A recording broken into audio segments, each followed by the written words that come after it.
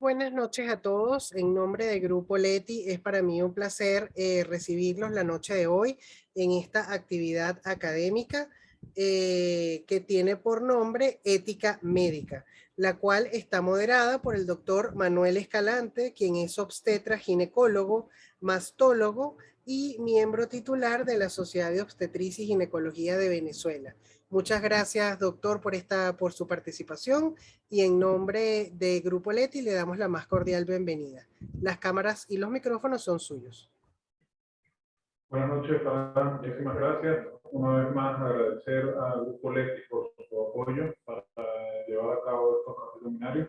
Agradecer al Centro Clínico de la doctora Carolina Ruiz por acompañarnos el día de hoy y permitirnos sus espacios.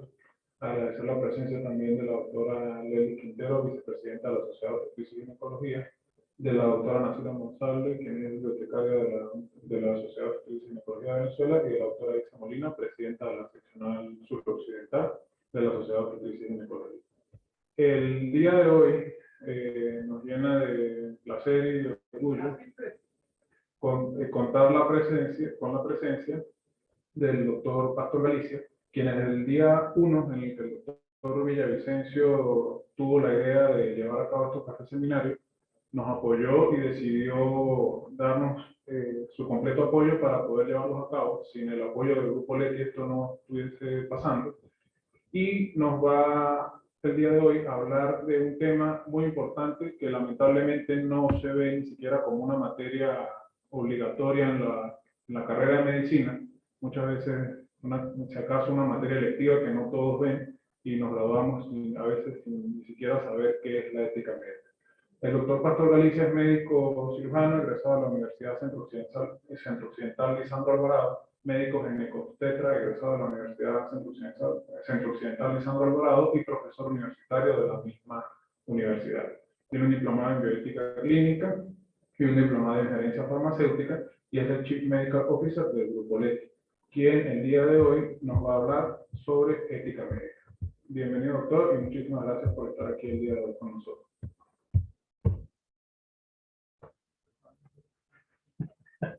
Muchas gracias, Manuel. Gracias por tus palabras y tu bienvenida.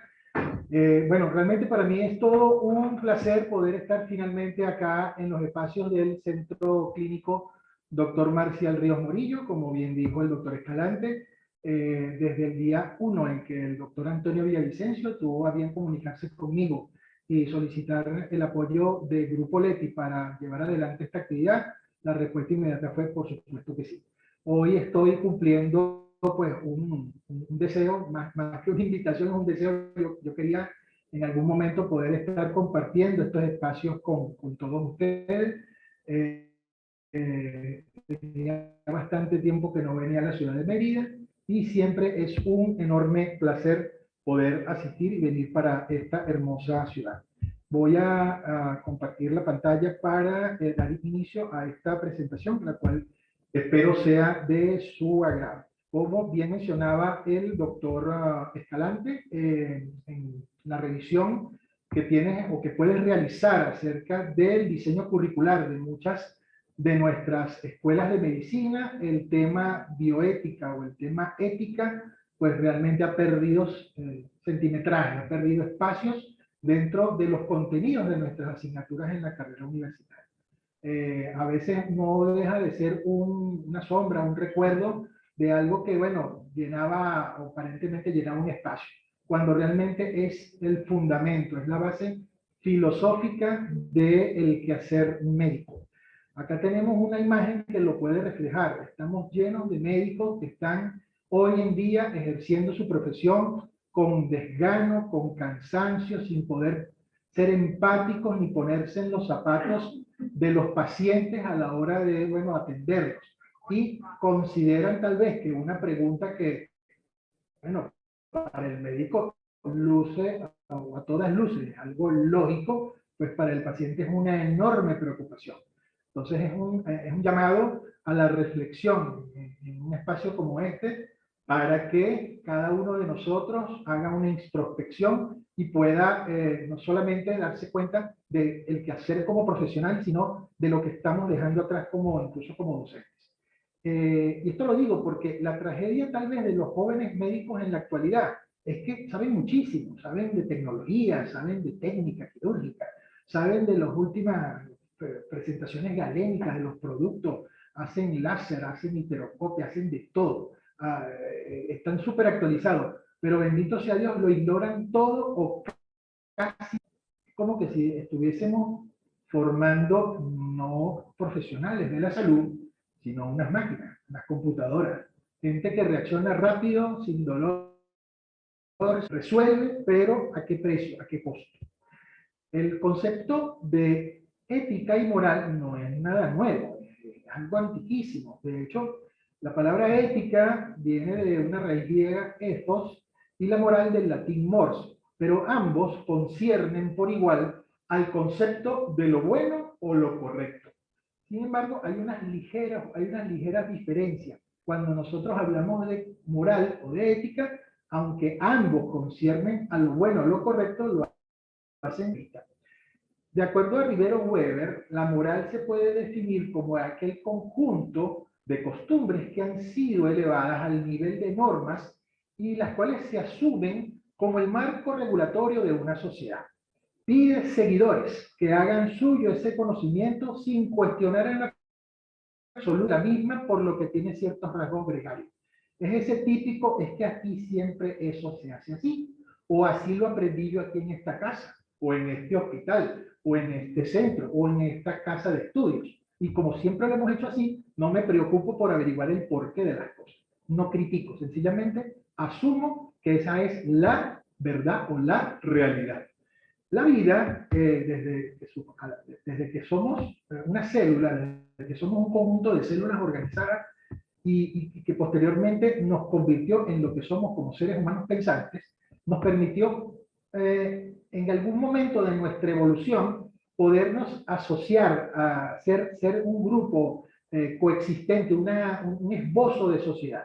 Se determinaron entonces de alguna forma en esa microsociedad cuáles eran las cosas buenas o las cosas malas o las cosas aceptables y aquellas que no podían hacerse dentro de esa sociedad.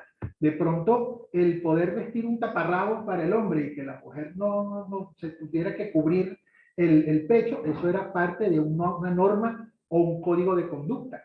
El que las personas a cierta hora o cierto día de la semana no pudieran consumir alimento o no pudieran dirigir la palabra a alguna persona extraña al grupo era parte de esos códigos de conducta. Y eso era lo que en ese entonces era moralmente aceptable. Entonces, en toda sociedad que se está formando y en toda sociedad conformada, siempre a la larga existirá un conjunto de normas cuyos seguidores, por supuesto, las seguirán para saberse pertenecientes a esa sociedad. La práctica moral entonces nace como aquello que nos permite conocer qué es lo pertinente y qué es lo inconveniente de realizar en el marco de nuestras relaciones intrínsecas como una sociedad. Y tiene características particulares según época y sociedades. Yo en este punto a mis alumnos en la universidad les comento que, por ejemplo, en la antigua Grecia, en la época de las ciudades-estados, para los atenienses era pues muy común el poder reflejar aspectos de la cultura, de las ciencias, entre los griegos. Los espartanos, por su parte, lo que hacían era desarrollar pues, el ser guerreros, luchadores, defensores de su población. Y para ello, entonces, hacían cosas que para los ojos de otros griegos no era lo más sano. Una de estas cosas era que en el caso de que existiera algún espartano, bueno, recién nacido, que tuviera alguna malformación congénita, inmediatamente pues era sacrificado. ¿Okay? No era permisible tener un deformado, entre comillas, en la comunidad espartana. ¿Okay? ¿Por qué surge la moral entonces? Por el deseo de un grupo, o dentro de esa misma sociedad, o dentro de esa misma agrupación, de imponerse a otro segmento de esa misma población. Al nacer entonces un individuo dentro de una sociedad, este no decidirá cuáles son los valores que él va a adoptar. Sencillamente, pues, los encuentra, se tropieza con ellos como un accidente geográfico. ¡Pum! Aquí está. Aquí es donde vive. Esto es un río, una montaña, un árbol, y estas son las normas morales de esta sociedad. O estas son las normas, o los códigos de esta sociedad. Si quieres vivir aquí, y si te quieres integrar a ella, tienes que sencillamente seguirlos. Eso determina, por otro lado, la aparición de lo que son los valores. Es decir, ¿qué extraigo yo de esa práctica moral o de ese comportamiento de lo que se supone bueno y correcto que yo debo expandir como ser humano? Para entonces que se convierta esta cualidad en particular en un medio para alcanzar un fin que me lleve a crecer en mi dignidad como persona, como ser humano, en el marco de esa sociedad. Valores hay muchos, aquí les cito algunos: el valor de la libertad, el valor de la igualdad, el de la solidaridad, el del respeto, el del diálogo, el de la responsabilidad y el de la justicia. Tal vez les resuenen muchísimo porque son valores que cuando ustedes salen a la calle día a día, pues tal vez nos ven muy pisoteados. Hay pérdida de la libertad en nuestro país, de los derechos como la igualdad. A veces vemos actos que no son para nada solidarios, donde hay pérdida del respeto mutuo, del respeto por el otro, del respeto por nuestros mayores, por nuestros niños que están creciendo. No tenemos una capacidad de diálogo bien desarrollada. Podemos ser irresponsables hasta cierto punto y definitivamente este último valor, el término de la justicia, está muy decaído en nuestro país. Eso, aun cuando somos reconocidos como un país, con normas, con leyes, con constitución, que tenemos toda una práctica moral de muchísimos años, pues fíjense, mire, carecemos de muchos valores. Y ese es, como les dije, un punto en el cual nosotros, como seres humanos, como profesionales, como médicos, debemos ir pensando en rescatar o incorporar. Ahora todo está muy bien o está muy claro. Ah, bueno, perfecto. Me has hablado de la moral para arriba y para abajo. Ah, y la ética. ¿Cuándo surge la ética? Les recuerdo que cuando hablábamos de moral, las personas debían adoptar ese código moral sin rechistar. Sencillamente lo acepto y punto. Me lo tropecé de frente. La ética surge cuando se ejerce la capacidad individual del ser humano para pensar, para reflexionar, para que antes de actuar yo me pueda hacer un cuestionamiento propio y decir, ¿cómo que estoy haciendo esto? O sea, ¿por qué debo hacerlo? ¿Actúo por convicción o porque, bueno, me estoy dejando llevar? ¿Actúo como quiero o como debo? Hoy, estando en el hotel donde me estoy hospedando, en la tarde de hoy, después de compartir agradablemente con el doctor Villavicencio, a la mañana en una actividad también que tuvimos en Centro Médico de los Lirios, perdón, disculpa, en el Hotel Los Lirios, bueno, estaba revisando unos documentos y me conseguí en el Twitter con que una jefa licenciada en enfermería del Hospital de Carora fue puesta bajo arresto durante unas horas, unos minutos, sencillamente porque le dijo al policía de guardia que estaba entrando a la emergencia, por favor colóquese el tapabocas. Y eso fue suficiente para que ese señor agarrara y le pusiera vulgarmente, como se dice, los ganchos al enfermero. Entonces, ese señor estaba actuando por inercia, por convicción, es ético, es moral, o sea, definitivamente carece de todo punto de vista de esas cualidades. Entonces, cuando el individuo finalmente tiene la valentía necesaria, así como lo hizo esta amiga licenciada en enfermería, para ser crítica y para ser auténtica, en ese momento ella se está convirtiendo en un ser ético. Pero ser ético no es fácil, porque fíjense lo que pasó por querer ser ético. Entonces, hay conflictos que las personas vivimos porque, ay, ¿qué pasa si soy ético y quiero levantar mi voz de justicia, de dignidad, de solidaridad? Y si me ponen los ganchos, y si me matan, y si me ponen preso, a eso nos exponemos. La ética entonces es, de acuerdo a Cadena Cepeda, una causas de lo universal y necesario. Esto es importante resaltar. Es necesario ser críticos y convertir las normas que son buenas y correctas en algo universalmente aceptable. Entonces, esta ciencia se dedica al estudio de los actos humanos que se caracterizan o se realizan tanto por la voluntad como por la libertad absoluta de la persona que ejecuta estos actos. Es entonces un compromiso, el compromiso que adquiere el individuo que se está volviendo, se está transformando en un ser ético, supera por mucho aquel al que asume un sujeto moral. No, es que yo estoy actuando moralmente, sí, pero si tu acto es ético, es una elevación de tu dignidad como ser humano. Lo que nos mueve entonces hacia la ética es ese anhelo a la verdad, al amor por el pensamiento libre o a la libertad de acción que nos hace ser propiamente humanos. Practiquen ser éticos y realmente eso se siente muy bien. La ética, por supuesto, tiene sus bemoles. A veces cuando los seres humanos queremos hacer cosas que nos dicte ese libre albedrío que nos fue inyectado hace muchos años y queremos hacer cosas importantes con el conocimiento, bueno, podemos entrar en ciertos conflictos, podemos entrar en dilemas. Entonces, ¿será que yo puedo hacer esto o no puedo hacer esto? Y esto refleja precisamente uno de los dilemas bioéticos que hoy en día hace mucho ruido o resonancia en la humanidad, que es el de la clonación. En este caso fue el de la clonación de Dolly. Pero ya sabemos si están clonando seres humanos, partes de seres humanos. El término bioética fue, digamos, reseñado por vez primera en 1927 por el alemán Fritz Jahn. Era un pastor protestante, un tocayo mío, teólogo, filósofo y educador, en una obra llamada Ciencias de la Vida y la Moral. Él denomina bioética a una acepción más amplia de la relación moral que debe existir entre el humano y el resto de los seres vivos, sean estos humanos o no. Es decir, las relaciones que existen entre el ser humano y su medio ambiente, los árboles, las montañas, los ríos, los animales, las plantas, todo esto. Sin embargo, para el año 1970, esto no vino a tener resonancia, sino fue después de todo lo ocurrido en los juicios de Nuremberg después de la Segunda Guerra Mundial. Y para el año 1970, Frank Rensselaer Potter, en una obra llamada Un puente hacia el futuro, reseña o señala como bioética la aplicación de los conocimientos o los contenidos éticos a las ciencias de la vida.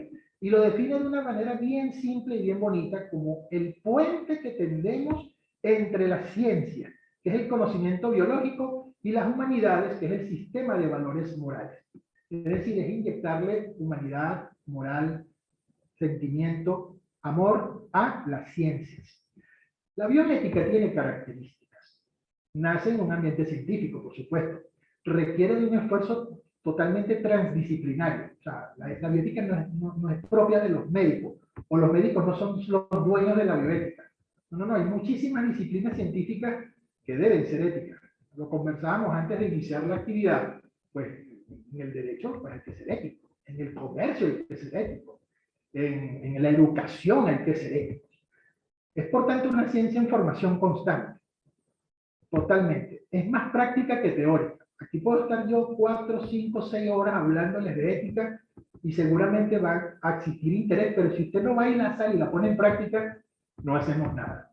Entonces busca humanizar también al medio ambiente, porque nosotros los seres humanos estamos inmersos en un medio ambiente. Busca concientizar a los legisladores, es decir, poder aportar, tender un puente también entre las leyes y el quehacer del ser humano para que le dé un carácter legal a todos estos temas. De ahí nace la biojurídica. Y se establece, por ejemplo, el concepto de centros de bioética. que se divide y en los comités de investigación o comités de bioética de la investigación. Los comités de bioética se definen rápidamente como agrupaciones de profesionales o de personas que en el marco de una institución, en este caso podemos un hospitalario como el Instituto Autónomo Hospital Universidad de los Andes, o un centro de investigación de primer nivel en cualquier parte del mundo, debe resguardar todo lo referente a el trato ético a los animales de experimentación o a los seres humanos que estén siendo atendidos en esa institución. Porque siempre se van a presentar dilemas. Un dilema muy común es el dilema de si estoy atendiendo a una persona con una anemia severa al cual tengo que intervenir quirúrgicamente y debo cumplirle hemoderivados, y este llega y dice que por razones religiosas no lo acepta. Ahí ya se plantea un dilema. O el dilema de la persona que quiere un cambio de sexo, mamá, y yo tengo derecho porque soy un ser humano. Eso es otro dilema. Dilemas como eso hay muchos. El punto es que la bioética, en razón de ser una ciencia en constante transformación, donde se le aporta cada vez nuevo conocimiento, nuevas leyes, nuevas normas, nuevos puntos de vista, concreta pues cada vez en temas más pertinentes. Sin embargo, como toda ley debe tener sus principios. La bioética basa su doctrina en 4 grandes pilares o principios, que son el principio de justicia, el principio de no maleficencia, el principio de beneficencia y el principio de autonomía. Desgranando cada uno de ellos en detalle, sería esto algo más o menos así. El principio de justicia tiene por norma dar a cada quien lo que necesita. Eso es ser justo. Tenemos para acá, vamos a cantarle cumpleaños al doctor Chacón, aquí, que está cumpliendo años extra de la obstetricia y ginecología. Y vamos a darle un pedazo de la mitad de la torta a Pastor porque él es más grandecito y quiere comer más torta. Eso no es justo. Aquí todos somos iguales, equitativos, vamos a repartir de manera justa la torta.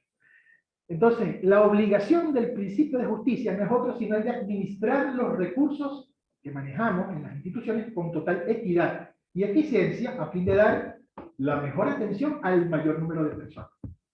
Un ejemplo un poco más técnico y concreto: si usted está en una institución hospitalaria de guardia y tiene ciertos recursos, bueno, administranlos de forma tal de que pueda rendirle todo el material para el resto de su guardia.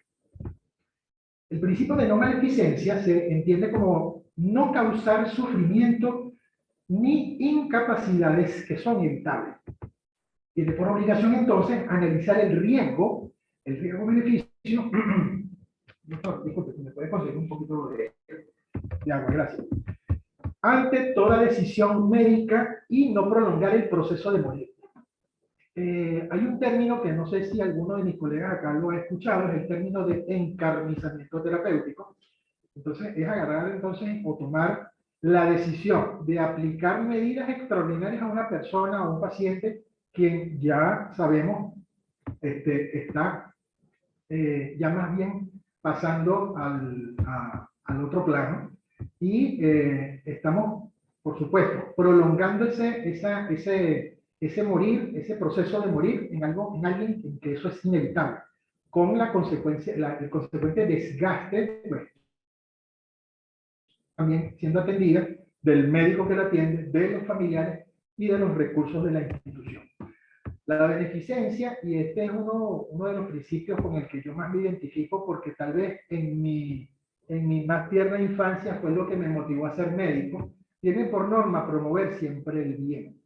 A mí lo que me gustaba mucho cuando podía, gracias doctor, cuando podía ir, con su permiso,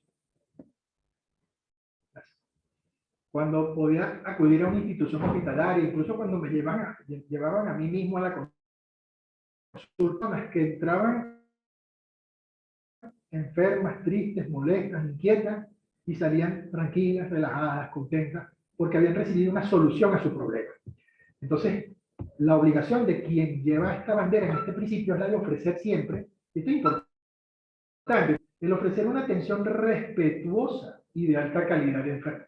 Si ustedes recuerdan la primera imagen que yo les vimos a ese médico con el ceño fruncido, el rostro enjuto, molesto, incómodo. Y eso no es precisamente ser o aplicar el principio de beneficencia. Y este, que es uno de los principios tal vez considerado por algunos como un principio mayor, es el principio de autonomía, cuya norma es no coartar la libertad de otra persona y cuya obligación no es otra sino la de aplicar el consentimiento informado. Del consentimiento informado como proceso podemos hablar perfectamente en toda una cátedra. Y bueno, de una vez le ofrezco a Antonio la posibilidad de repetir la actividad, pero para hablar solo de consentimiento informado, para que no se me alargue mucho la actividad esta noche. Pero es importante que sepan que es fundamental poder respetar la relación médico-paciente. En la antigüedad era vista como algo vertical. Médico aquí, endiosado, todopoderoso, paciente aquí abajo. Médicos decían al paciente lo que había que hacer. La relación médico-paciente debe ser horizontal. Nosotros somos asesores del paciente y es el paciente quien toma la decisión del acto médico en el cual él se levanta. Bueno, esto es un recordatorio también de que, bueno, tenemos grandes avances que aumentan y siguen incrementando pues todos esos dilemas a los cuales nos enfrentamos día a día. Entonces hemos hablado de dilemas para acá, dilemas para allá, pero ¿qué es un dilema bioético? Es una narración en la que planteamos una situación que por lo tanto requiere de parte nuestra un análisis y una posible solución razonada elegida por el sujeto que hace tal análisis como consecuencia de una elección disyuntiva en la cual solamente hay dos opciones. ¿Se recuerdan el caso de la transfusión en el paciente que es testigo de Jehová y que no quiere la transfusión? Bueno, la disyuntiva es, ¿le pongo la sangre o no le pongo la sangre? ¿Lo opero o no lo opero? O sea, lo opero con anhelo o lo opero sin anhelo. Son una gran disyuntiva. Ambas soluciones son igualmente factibles. Ambas soluciones son igualmente presentan muchísimos cuestionamientos y eso es precisamente lo que enriquece el conocimiento de la bioética, de las leyes y del conocimiento de ambas en su conjunto en nuestros profesionales. Para ello hay que conocer de estas cositas, es la taxonomía legal. Nosotros debemos saber que vivimos en un país, por supuesto, que se rige por ley. Puede ser que estemos, desde el punto de vista de la justicia, algo maltrechos, pero parte de ser éticos es saber que hay unas leyes que tenemos que respetar. Y ahí está la taxonomía legal de cualquier país del mundo. La constitución de cada país es su ley máxima. Y las leyes que se descargan de allí, pues tienen que respetar la precedente. Es decir, usted en el ítem número 2 que ve allí, de leyes orgánicas. Por ejemplo, la ley orgánica de la medicina, pero la ley orgánica del derecho de las mujeres a una vida libre de violencia. ¿La conocen, cierto? Esa es una ley cuyo contenido no puede chocar con el contenido de la Constitución. Hay leyes especiales, después vienen las leyes ordinarias, los decretos leyes, los reglamentos, y esta es la manera como se jerarquizan las leyes. Es decir, no puede existir una norma de una institución privada o pública que esté por encima de una ley orgánica. Tiene que basarse en las leyes precedentes para poder ser redactada adecuadamente. Las bases legales, de la bioética se conocen, como les mencionaba, como consecuencia de los juicios de Nuremberg en 1947. Posteriormente le fueron dando forma en la 18ª Asamblea Médica Mundial en el año 64, y ya para el año 81, Colombia, para el año 2001, la Comunidad Autónoma de Galicia en España, para el año 2002 en Chile, para el año 2012 en México, ya tenían leyes completamente formales, aprobadas por las asambleas, los congresos nacionales de esos países, o las asambleas de esos países, y que apoyaban no solamente pues, el deber, el quehacer del médico, o el quehacer del médico en la bioética, sino también incluso como la ley mexicana, esa norma, para la redacción de historias médicas y consentimientos informados. Y usted se preguntará, ¿y en Venezuela eso existe? Bueno, en Venezuela no hay una ley como tal que lo mencione, pero sí todas nuestras leyes, empezando por la Constitución Nacional, mencionan en sus apartados, en sus numerales, en sus textos, pues, aspectos relacionados con el quehacer del médico, con el quehacer del profesional. La ley orgánica de salud, por supuesto, la ley del ejercicio de la medicina, el código de deontología médica, doctor Checo, por supuesto, código orgánico procesal penal, el código civil. El código civil dice en su artículo 2, el desconocimiento de la ley no te exime de su cumplimiento. O sea, el hecho de que tú no conozcas la ley no significa que te vas a salvar de algo que hayas hecho que no haya sido lo correcto. Es por eso importante que debemos ser individuos sometidos o cercanos a la ley cuando ejerzamos nuestra profesión.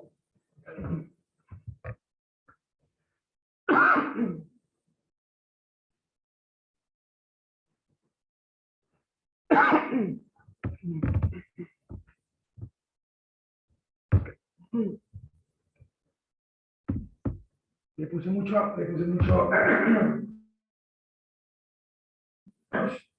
Nadie es perfecto. Que nosotros vayamos deportivamente haciendo las cosas, amparándonos en eso, para praxis médica o para hacer sencillamente dispraxis educar pacientes, a nuestros alumnos, a quienes también merecemos o debemos un buen trato profesional. Podemos ser los mentores de nuestros estudiantes, debemos ser los médicos de cabecera de nuestros pacientes, tratarlos a todos con respeto, con ánimo, con amor, con cariño, con empatía, básicamente con empatía.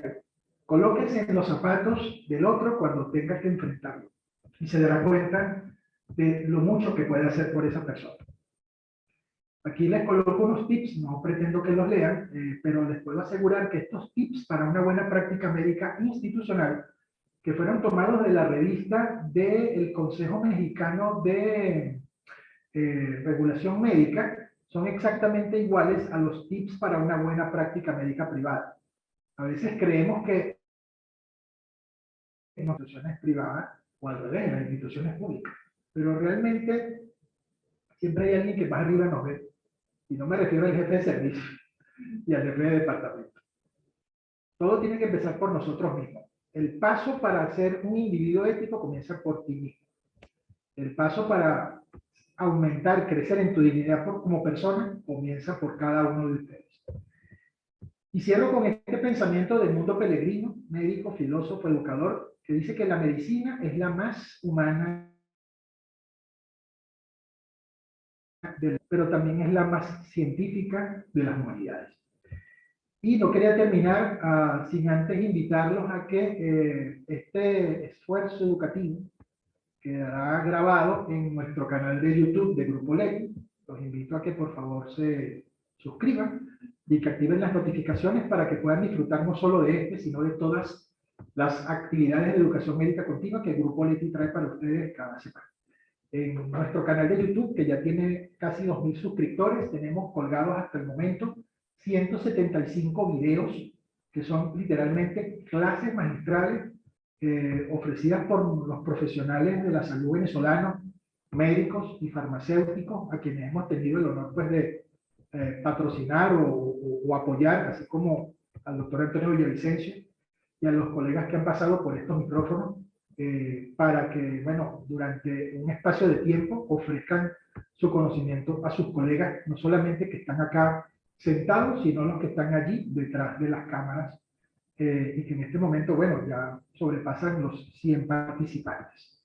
Asimismo, los invito a que se suscriban o nos sigan a través de nuestro canal de Instagram, para que estén al tanto también de las novedades galénicas que ofrece el Grupo Leti para ustedes, pero también para que vean ese aporte, que son videos de entrevistas o conversatorios que su servidor y otros invitados tienen con también profesionales de la salud, pero dirigidos a un target que es mucho más sencillo. Nosotros tenemos que también como médicos saberle hablar a nuestros pacientes. A veces somos muy técnicos, sabemos mucho y le decimos, nos las estamos comiendo, pero el paciente no entiende nada. Bueno, y una vez más, muchísimas gracias por permitirme estar aquí en la noche de hoy. Gracias por estar aquí, gracias por cumplir con su trabajo, por hacer de este país un país grande, y en esta nueva etapa de Grupo Leti, nuestro compromiso es mayor. Muchísimas gracias, buenas noches.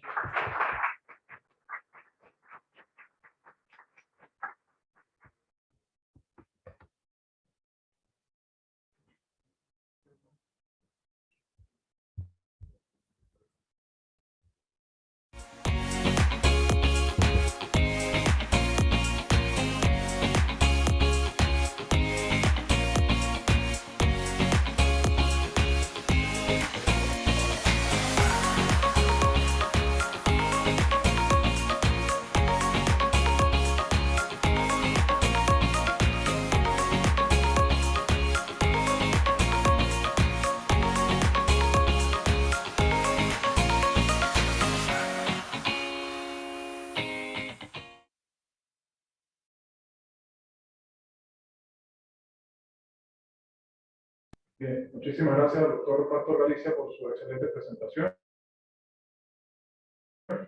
El derecho de palabra para las personas que están aquí en la sala y los que están también conectados por la vía.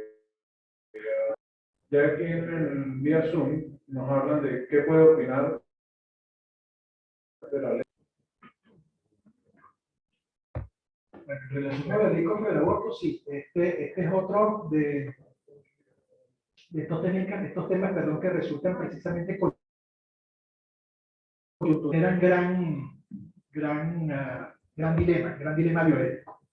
Porque hay una gran parte de la población, muchas gracias, que está, pues, precisamente a favor de esta situación, habida cuenta de que, bueno, piensa que lo que la dama o la mujer haga con su cuerpo, pues, es respeto a su autonomía. Sin embargo, hay quienes pensamos que los derechos del no nacido también hay que cuidarlos. Quien defiende los derechos de ese ser que todavía no puede expresarse a viva voz y que puede defenderse por sí mismo. Porque si usted es un adulto y usted pues sencillamente lo están molestando, usted pues puede defenderse. Pero cuando se es niño, ¿quién te defiende? Cuando se es niño, y bueno, te defiende tu mamá, te defiende tu papá, te defiende tu familiar. Pero cuando no has ni siquiera nacido, ¿quién lo hace? Entonces, una manera de elevar la voz es el de precisamente, bueno, algunas personas están sencillamente en desacuerdo con ella. Es una ley que está todavía en discusión, todavía no ha sido, hasta donde entiendo, formalmente aprobada. En muchos países del mundo, pues ya ha sido realizado. Sin embargo, en lo que respecta, pues, a quien les conversa, en caso de que esta ley fuese aprobada, existe un término que llamamos objeción de conciencia. Si yo en una institución hospitalaria, pues, recibo el llamado de una persona para atenderla, para practicarle un aborto, mientras yo como profesional de la salud considere que la realización de ese procedimiento no pone en peligro, el no realizar ese procedimiento no pone en peligro la vida de esa persona, pues yo puedo sencillamente objetar a nivel de mi conciencia y decir, mire, yo la voy a poner en manos de otro profesional para que haga el procedimiento que usted desea. Y eso es sencillamente para no actuar como negligente, porque hay que cuidarse también mucho. Yo puedo negarlo, perfecto, pero si yo no le ofrezco la posibilidad a esa persona de poderse colocar en una situación donde puedan resolverle su problema, estaría también actuando de acuerdo a lo que marca la ley con uno de los elementos de la culpa médica, que es la negligencia. Espero que la persona que hizo la pregunta, pues bueno, esté satisfecha con la misma, con la respuesta. ¿Alguna otra pregunta? Aquí en el chat hay una pregunta de ¿qué opina desde el punto de vista bioético del cambio de sexo a menores de edad con características de transgénero? Me mandan meterme en estos roles. Yo sabía que por ahí venía una pregunta de esa. Es una recta 120 millas por hora. Bueno, es que se convierte nuevamente en un dilema, porque como me están pidiendo mi opinión, bueno, perfectamente yo puedo expresar mi opinión. Mi opinión es que yo puedo, como ser pensante, profesional, estudiado, X, qué sé yo, dar una opinión y decir, mira, yo estoy con eso. pero también les pudiera sorprender que yo les diga, mira, vale, sí, ellos pudieran, en su biología, en su psicología que le permita pensar que hubo un error de la naturaleza que le colocó en un cuerpo que no desea y que desea que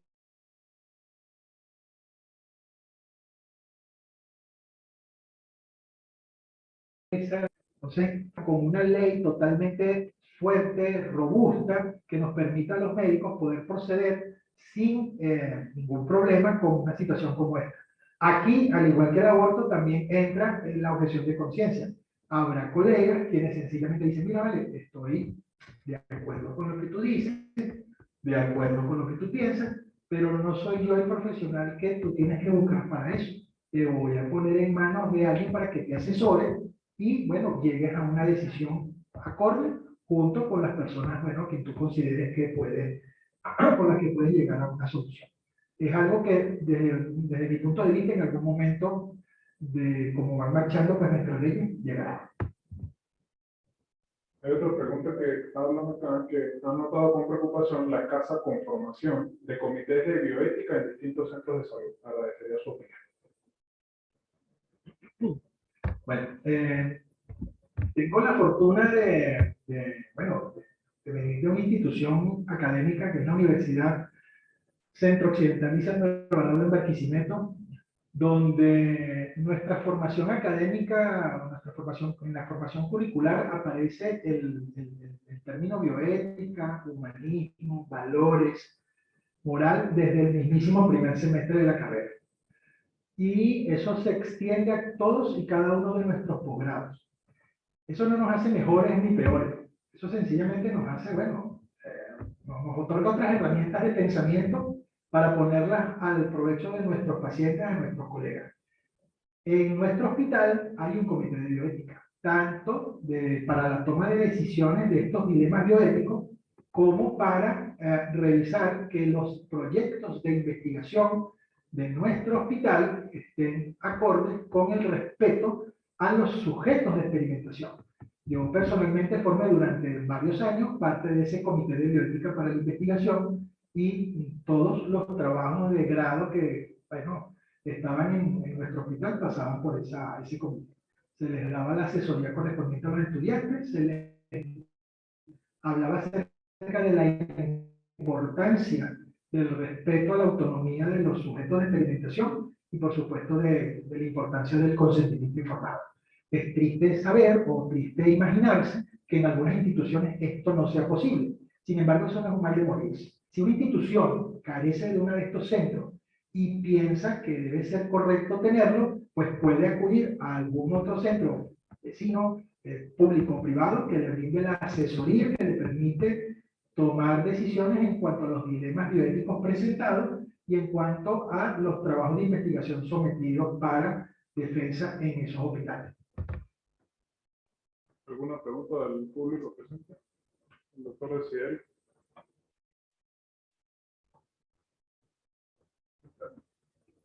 Sí.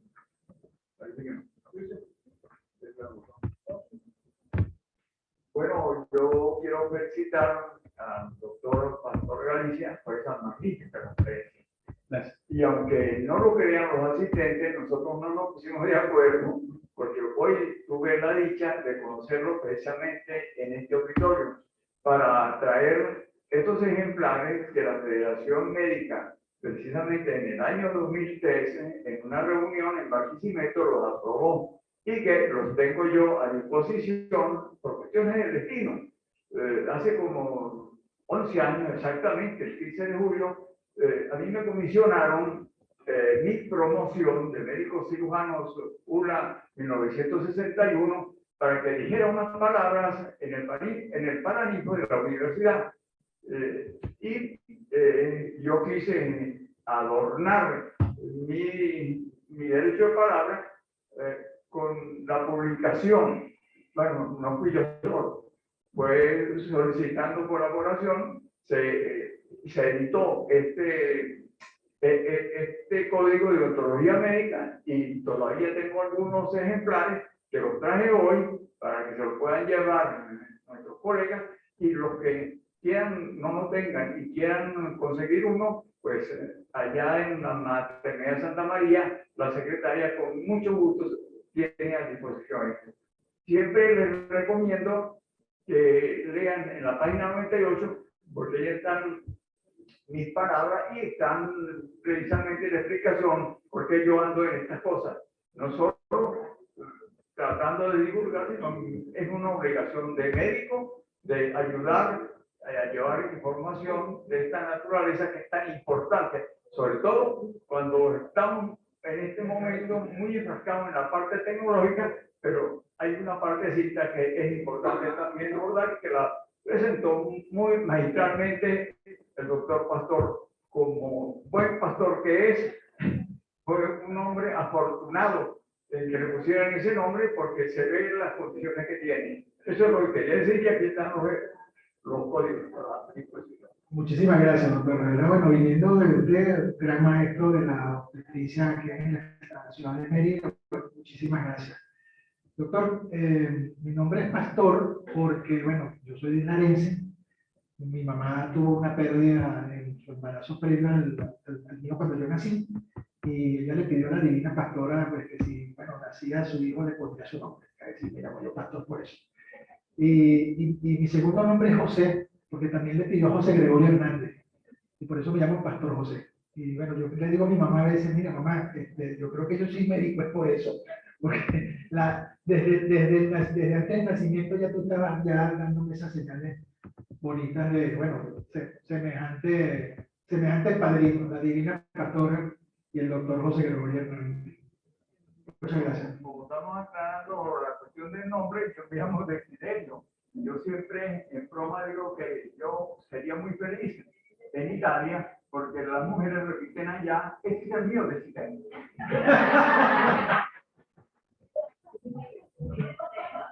¿En la sala alguien tiene alguna otra pregunta? El doctor Carlos Vidal. Yo llegué lamentablemente tarde a la conferencia. Aquí. Yo creo que me oye. No se oye. El video no me oye.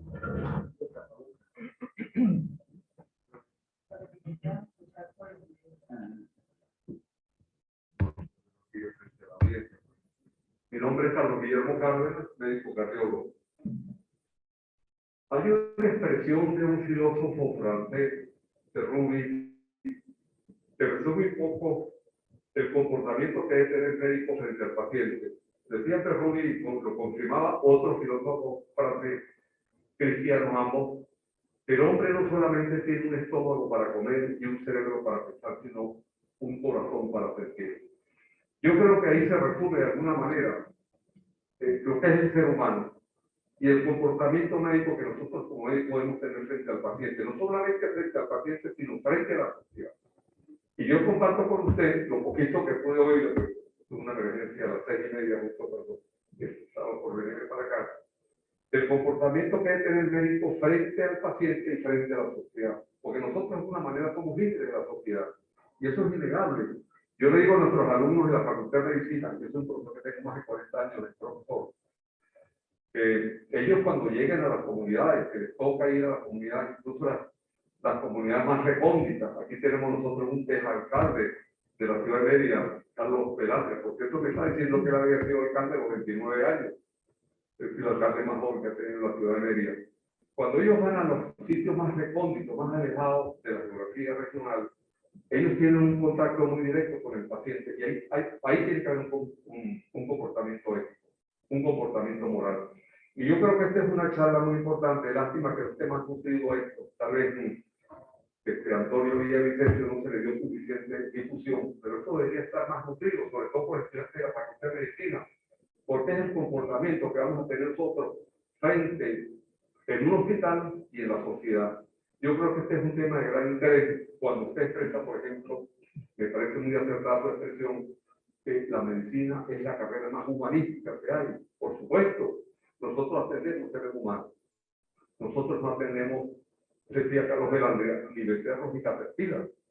Nosotros tenemos un paciente que siente y ese paciente quiere que lo escuchen, que lo tomen en cuenta como ser humano.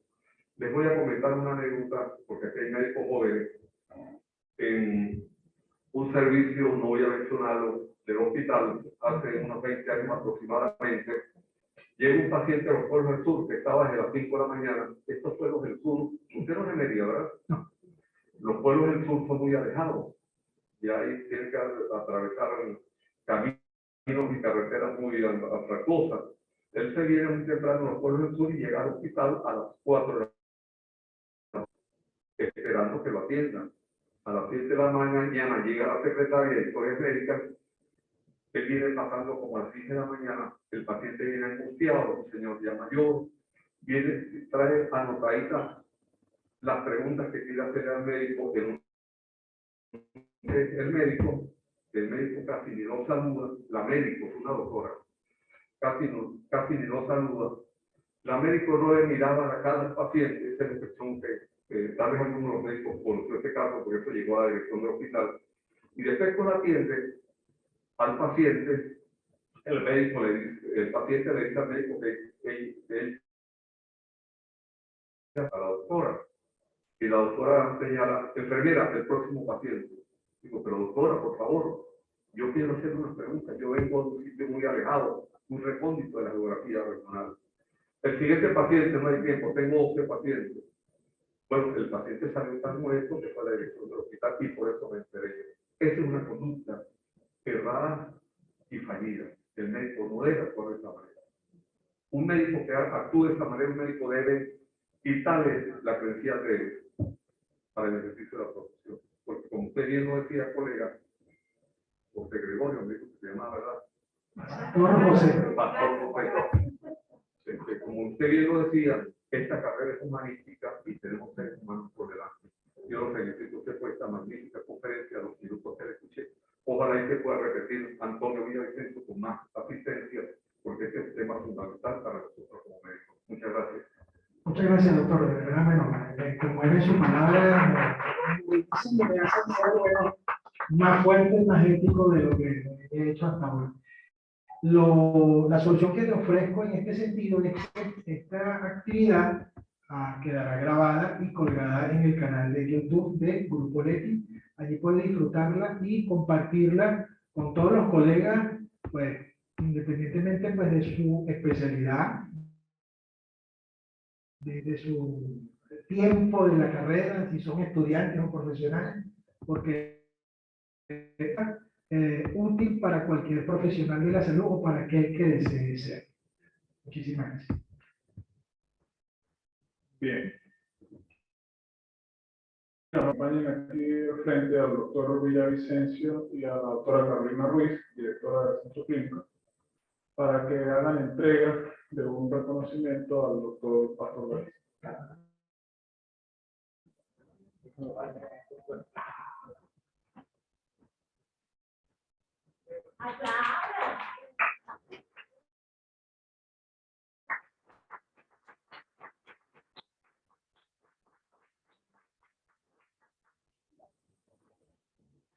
Aló, buenas noches.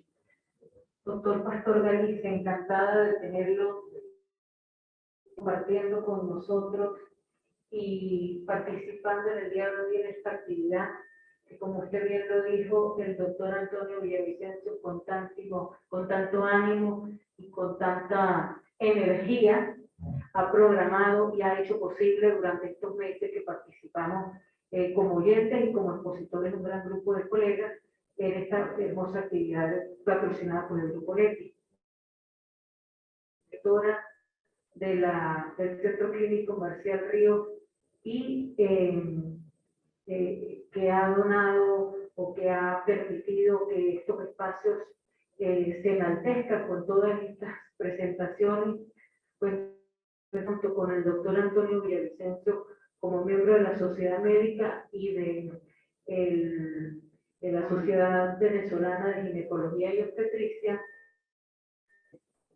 el Centro Clínico Dr. Marcial Ríos Morillo, Sociedad Médica del Estado Mérida, al doctor Pastor Galicia, por el apoyo incondicional con la academia y educación médica continua, que ha permitido proyectar y realizar los cafés seminarios en nuestra institución para el beneficio de nuestra comunidad médica.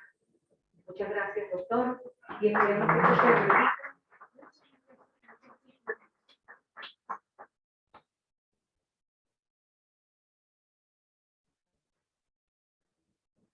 La foto por acá, por este lado.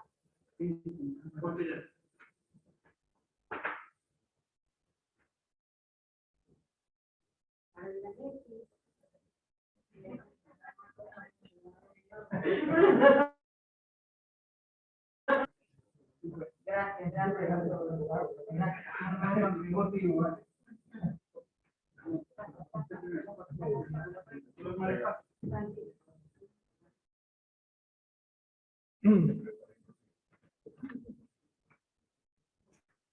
Ok, bueno, mire, de verdad me sorprendieron. Muchísimas gracias, no me lo esperaba. Estoy muy emocionado. Bueno, aquí está para que vean, bueno, la placa que me acaba de hacer entrega, pues, el doctor Antonio Villavicencio y la doctora directora de la Sociedad Médica del Centro Médico de la Ciudad de Medellín. Siempre cuenten con, bueno, por supuesto, con mi apoyo y en especial con el apoyo del Grupo Leti, a quien en este momento, pues, no en vano, pues, nuestro eslogan es nuestro compromiso es mayor. Es un compromiso irrestricto de los venezolanos. Nunca, mientras Dios me dé un alito de vida, dejaré este compromiso para con mis pacientes, para con mis colegas, para con mis estudiantes y para los que no son mis estudiantes, pero que a través de estos espacios pues pueden acceder a la academia. Muchísimas gracias, de verdad, muy complacido, muchas gracias.